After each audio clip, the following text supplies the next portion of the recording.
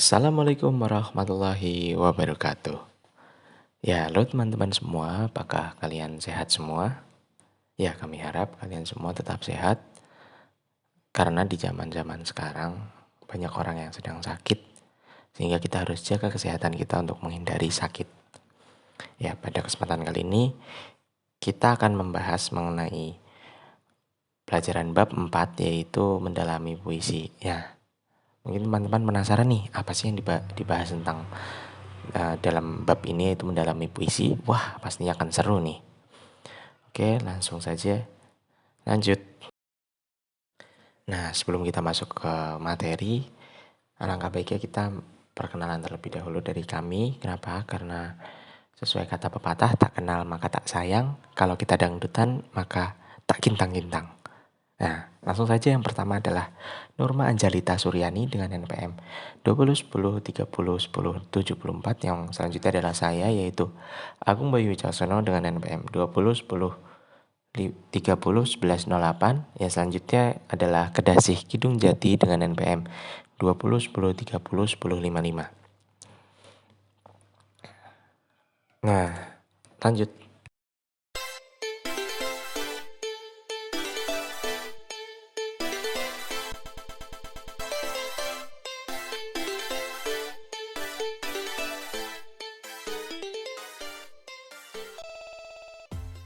Nah, jadi menurut para ahli, yaitu yang pertama adalah menurut Suroto, pada tahun 2001, puisi adalah suatu karya sastra yang dibentuk pendek, singkat, dan padat yang dituangkan dari isi hati, pikiran, dan perasaan penyair dengan segala kemampuan bahasa yang pekat, kreatif, dan imajinatif. Nah, sedangkan menurut Warlio dalam 2013, puisi adalah karya sastra dengan bahasa yang dipadatkan, dipersingkat, dan diberi rima dengan bunyi yang jelas, padu, dan pemilihan kata-kata yang kias atau imajinatif. Nah, jadi menurut para ahli ini, kita bisa menyimpulkan bahwa puisi adalah suatu karya sastra yang memiliki bahasa tulisan yang indah di setiap kata dan kalimat yang mempunyai makna serta bersifat imajinatif. Jadi puisi juga bisa dianggap sebagai ungkapan perasaan penyair yang dirangkai ke dalam sebuah kata-kata ataupun kalimat. Oke, next. Yang selanjutnya adalah tentang komponen penting di dalam puisi. Nah, jadi kita bisa tahu di dalam puisi itu terdapat komponen-komponen penting. Nah, komponen penting tersebut dibagi menjadi 3. Yang pertama adalah suasana. Nah, jadi di dalam puisi, pembaca akan merasakan apa yang terkandung di dalam puisi tersebut setelah membacanya. Perasaan yang membuat pembaca itu sedih, tegang, atau perasaan lainnya misalnya gembira ketika dalam membacakan puisi itu disebut sebagai suasana. Dengan kata lain bisa dikatakan bahwa suasana merupakan sebuah keadaan jiwa pembaca setelah membacakan sebuah puisi. Yang selanjutnya adalah tema. Nah, tema di sini yang dimaksud adalah garis besar suatu permasalahan di dalam puisi.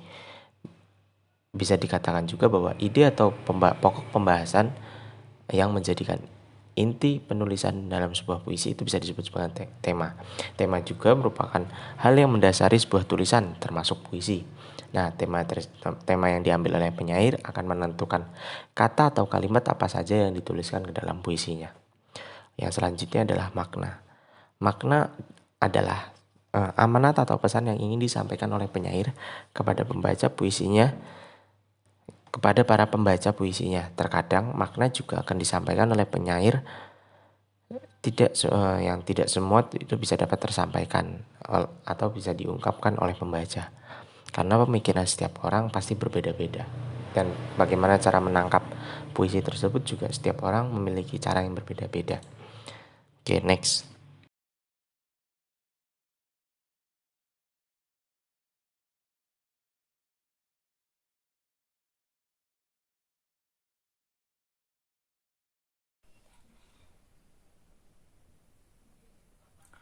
Mengejar Mentari,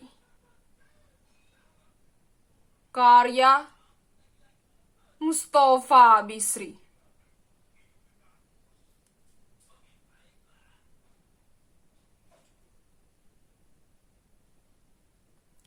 Mengejar mentari, Kusalib dan kutinggalkan bayang-bayangku sendiri yang terus membuntutiku. Sesekali kutoleh tanpa menghentikan langkahku. Takut ketinggalan jejak mentari. Dan aku lenyap bersama bayang-bayangku sendiri. Nah, setelah puisi yang tadi dibacakan oleh Nurma, yang diambil dalam puisi Mengejar Mentari, yang diambil dari buku kumpulan puisi Aku Manusia karya Gusmus. Itu terdapat komponen-komponen penting di dalam puisinya. Yang pertama adalah suasana sedih.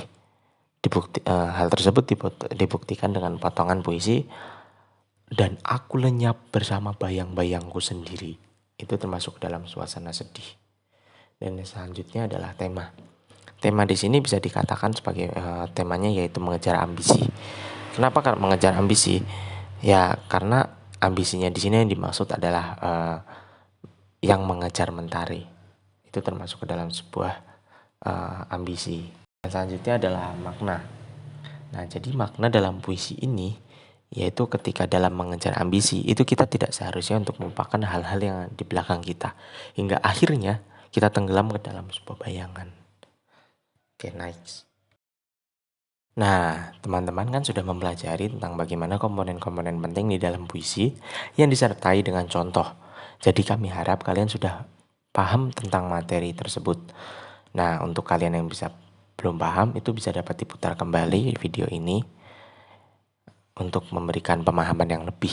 Nah, untuk saat ini kalian bisa mempraktikannya secara individu dalam puisi Semangka di Semanggi. Jadi puisi ini merupakan sebuah puisi karya Nimade Purnamasari dengan judul buku antologi Kawitan. Nah, silakan untuk teman-teman bisa membaca. Materi selanjutnya yaitu mendemonstrasikan puisi. Adakah dari teman-teman yang pernah ikut lomba puisi? Nah, mendemonstrasikan puisi itu biasanya dilakukan di atas panggung. Akan tetapi, sebelum kalian melakukan itu, kalian harus belajar juga tentang vokal, ekspresi, intonasi, dan lain-lainnya. Ayo kita mulai. Pertama, kita harus tahu apa itu mendemonstrasikan puisi. Jadi, mendemonstrasikan puisi merupakan sebuah kegiatan yang dilakukan seseorang dalam membaca sebuah puisi dengan feel, suasana, ekspresi, intonasi, vokal, serta gerakan tubuh yang sesuai terhadap puisi tersebut. Beberapa hal yang harus dipahami ketika akan berpuisi. Yang pertama, ada rima dan irama. Artinya, dalam membaca puisi tidak terlalu cepat ataupun terlalu lambat. Membaca puisi berbeda dengan membaca sebuah teks biasa karena puisi terikat oleh rima dan irama, sehingga dalam membaca puisi tidak terlalu cepat ataupun juga terlalu lambat. Yang kedua, ada artikulasi atau kejelasan suara. Artinya, suara kita dalam membaca puisi harus jelas. Misalnya, dalam mengucapkan huruf vokal A, I, U, E, dan O. Yang ketiga, ada ekspresi mimik wajah. Artinya, ekspresi wajah kita harus bisa disesuaikan dengan isi puisi. Ketika puisi yang kita bacakan adalah puisi sedih, maka ekspresi mimik wajah kita pun harus bisa menggambarkan isi puisi tersebut. Dan yang keempat, ada mengatur pernapasan. Artinya, pernapasan harus diatur jangan tergesa-gesa, sehingga tidak akan mengganggu ketika membaca puisi. Dan yang kelima, ada penampilan. Artinya, kepribadian atau sikap kita saat di panggung usahakan harus tenang, tidak gelisah, tidak gugup, berwibawa, dan meyakinkan. Hal-hal di atas ada beberapa hal yang harus diperhatikan ketika membacakan puisi, yaitu pertama ada vokal. Suara yang dihasilkan harus benar. Salah satu unsur dalam vokal ialah artikulasi atau kejelasan pengucapan. Kejelasan artikulasi dalam mendemonstrasikan puisi sangat perlu. Bunyi vokal seperti A, I, U, E, dan O harus jelas terdengar. Demikian pula dengan bunyi-bunyi konsonan. Yang kedua ada ekspresi. Ekspresi ialah pengungkapan atau proses menyatakan yang memperlihatkan atau menyatakan maksud, gagasan, dan perasaan. Ekspresi mimik atau perubahan raut muka harus ada, namun harus proporsional, sesuai dengan kebutuhan menampilkan gagasan puisi secara tepat. Dan yang ketiga ada intonasi atau tekanan dinamik dan tekanan tempo. Intonasi ialah ketepatan penyajian dalam menentukan keras lemahnya pengucapan suatu kata. Intonasi terbagi menjadi dua, yaitu tekanan dinamik atau tekanan pada kata-kata yang dianggap penting dan tekanan tempo atau cepat lambat pengucapan suku kata atau kata. Ini adalah teknik mendemonstrasikan puisi. Yang pertama, membaca dalam hati puisi tersebut berulang-ulang. Yang kedua, memberikan ciri pada bagian-bagian tertentu, misalnya tanda jeda. Tanda jeda pendek dengan tanda 1 garis miring dan tanda jeda panjang dengan tanda 2 garis miring.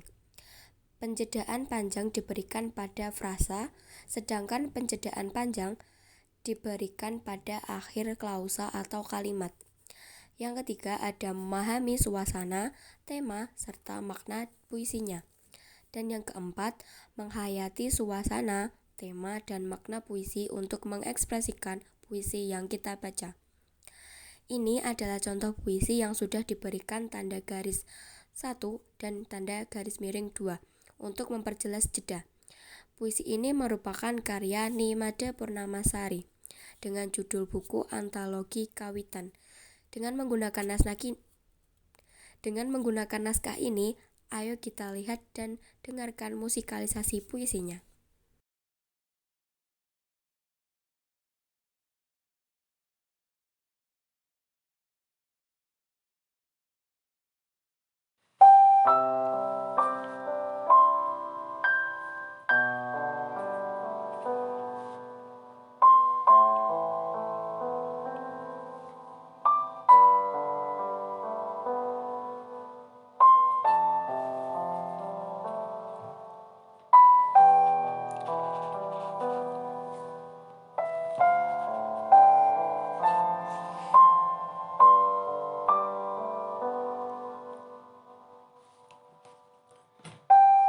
Kasuari,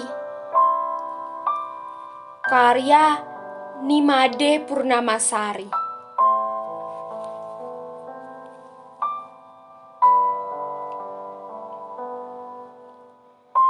Seekor kasuari mengembara pada tenun yang belum selesai disusun. Ruhnya piatu, bagai menyusur rimba raya, mencari bulan yang dulu dikenang. Ketika terlahir sendirian, dikepung gigil malam, dan ibu mati diburu.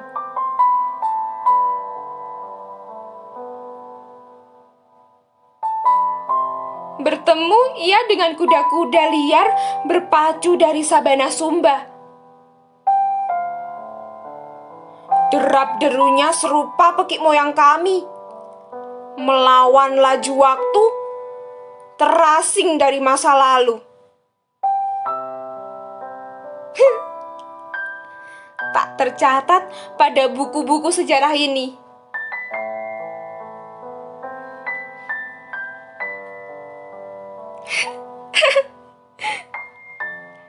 Kasuari merah pualam pergi ke sungai tanpa muara. Seorang bocah mengarung arus. Tawanya nyaring, mengandaikan diri bajak laut, menyamar ikan-ikan bebatuan, merompak mimpi segala perahu yang karam sebelum sampai di Melayu, pesisir Madagaskar, ataupun tanah janjian Nundimana.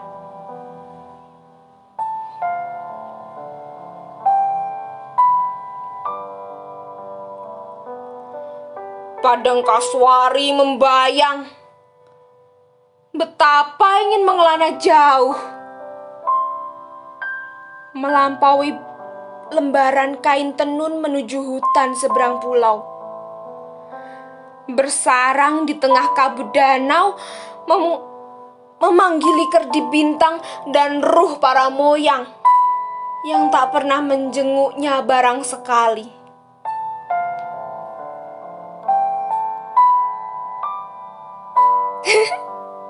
Ya, demikianlah saban malam menyusur tenun yang belum usai itu.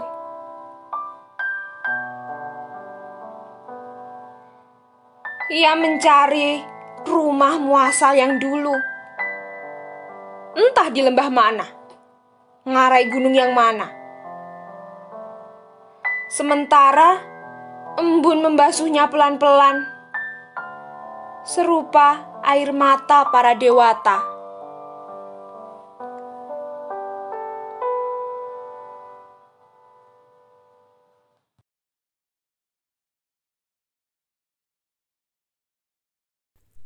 Ini adalah contoh puisi yang sudah diberi tanda garis miring 1 dan tanda garis miring 2 untuk memperjelas jeda.